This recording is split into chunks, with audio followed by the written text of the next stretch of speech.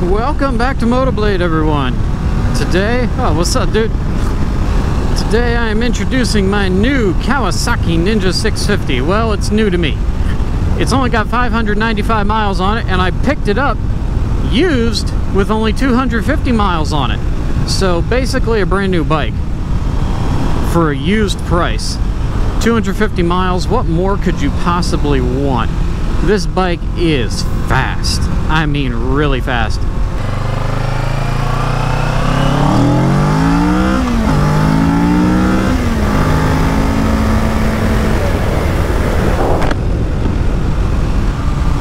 Case in point, uphill, just a few seconds we were only doing like 50 miles an hour, 53. It is so stinking fast, I love it. So I almost had this bike about 3 years ago, but then something came up, kind of urgent, and I lost the bike, the dealership, you know, they sold it, and so I ended up getting the Vulcan S. And if you guys have been around my channel for a long time, you'll have seen the Vulcan S. Now, that's where I started this channel.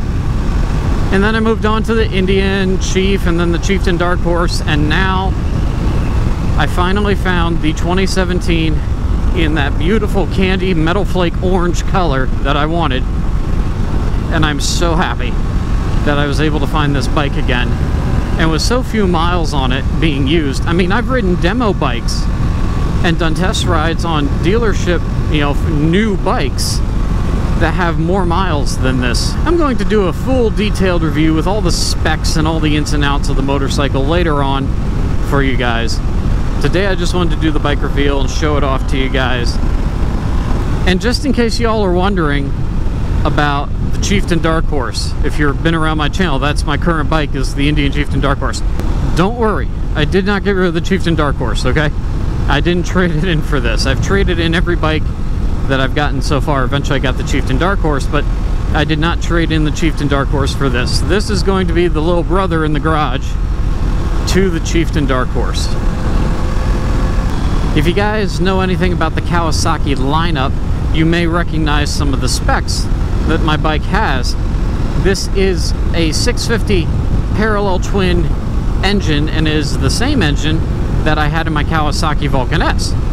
But it revs much higher, and it is a whole lot faster than the Kawasaki Vulcan S. So I've got some major video plans coming up for this bike. We've got a few mods, of course, to start off. I've got some frame sliders coming in. That's not a huge mod, but I think it's a very necessary mod when you're dealing with sport bikes. It's like having highway bars on a cruiser, just to have that extra protection. Gonna get the frame sliders on. We're getting a louder horn. And there's gonna be a few surprise modifications coming up as well.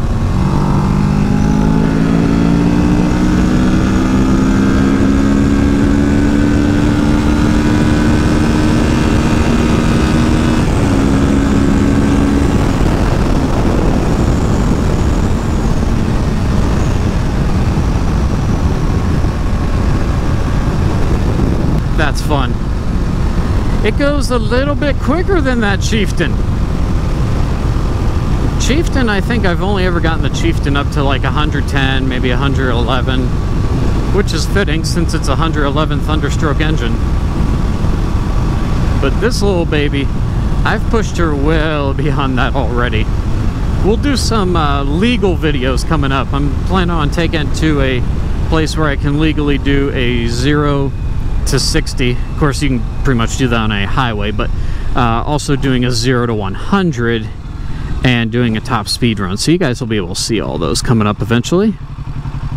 Just gonna stop right here for a second. I hope you guys enjoyed those clips I put at the beginning of this video. Just do a quick walk around here. That beautiful candy metal flake orange color. It just sparkles in the sunlight. That's what I liked most about the paint on my Vulcan S. It just had that sparkle to it. It looked really cool going down the road.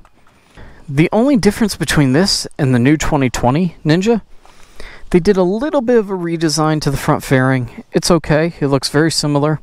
But the only real difference is they put in LED headlights, which I'm going to be doing halos anyway. So I'd have to swap out the headlights no matter what I got. And they put in a digital dash. And honestly, I'm not a huge fan of the digital dash. It doesn't add any more functionality or features other than you can connect your phone to your bike and just track your rides. And I don't need that. I've already got an app on my phone to do that. So for the money I saved getting a 2017, practically new with the mileage, and I get an analog tack, which I personally prefer.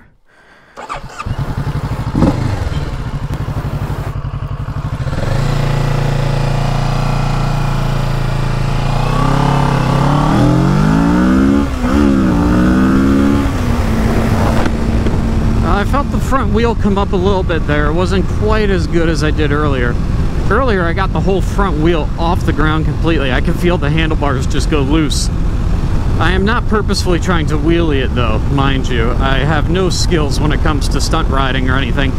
I just like accelerating really fast. So I lean as far forward on the bike as I can comfortably get. And it still comes up a little bit if I go max wrist immediately. So yeah, plenty of power. So I'm gonna wrap this video up here, guys. I hope you enjoyed this bike reveal. I'm gonna have lots of videos coming up on this and plenty of videos coming up on my Chieftain, don't worry. Now we just have 2 bikes to discuss in the videos and talk about in the garage. If you guys like this bike or you have any suggestions for mods or upgrades or anything you might want to know when I do the complete breakdown of the bike coming up, let me know down in the comments. I'd like to hear from you guys. If you like this video, hit that thumbs up button and subscribe to the channel. It's the big red button down there. Click the bell icon next to it. That'll give you guys notifications when there are new videos to watch right here on Motoblade. So until next time, guys, you know what to do. Thanks for watching. Be careful out there. Ride safe. Ride on. I'll catch all of you later. Deuces.